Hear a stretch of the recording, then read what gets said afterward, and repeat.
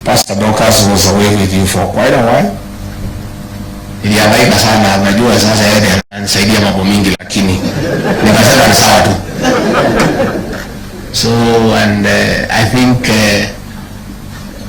you hold a special place in our heart because she was very passionate about accompanying you, and she kept me informed, and she was posting on her timeline, and we were following, and we were very excited.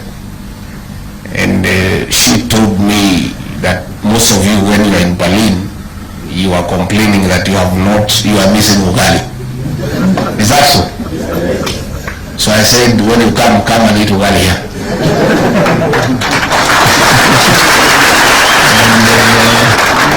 And ugali, kachumbari, nyama tukule na nyinyi.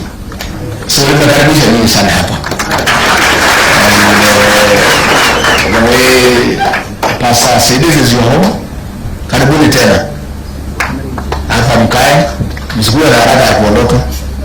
Fahali ya kulala peke yake ndio hakuna. And we can accommodate a few, but wengine mtajipanga. Ukitaka swimming iko pool iko hapa. Kwa kiwanja hapa mkae tu, msikuwe na haraka. Mpige picha, mkae hapa. This is your home.